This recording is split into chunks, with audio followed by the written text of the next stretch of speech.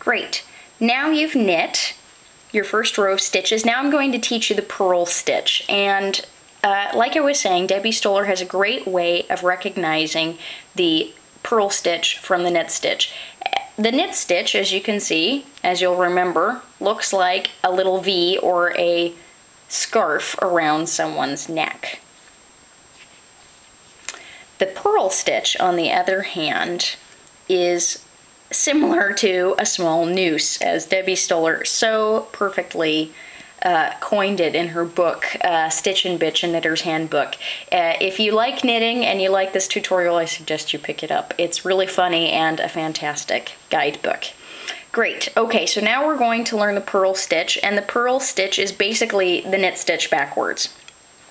Take your working needle and stick it through the right front of the stitch on the first stitch on the left needle. Wrap your yarn from the front around the top of the working needle and push the yarn through, making a loop, a new stitch. And drop the old stitch off the left-hand needle.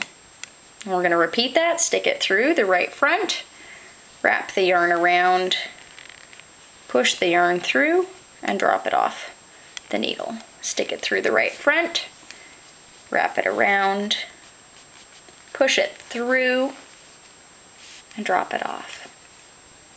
Again, stick it through the right front, wrap the yarn around, push it through the old stitch, and drop it off the needle. Right front, wrap it around, push it through, drop it off.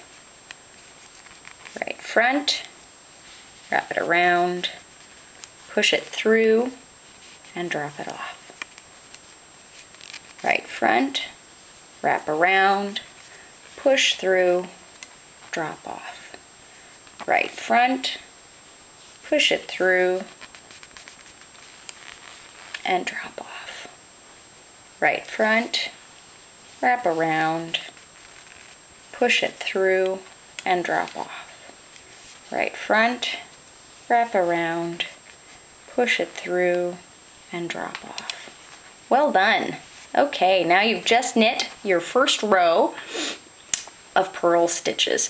Now if you're a little worried that the last stitch is loose, don't worry about it, it'll fix itself.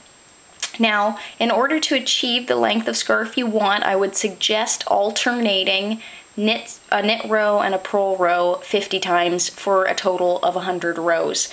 And as soon as you've reached the desired length, then you can bind off, which is the final step, and in the next tutorial video, I'll show you how to do that.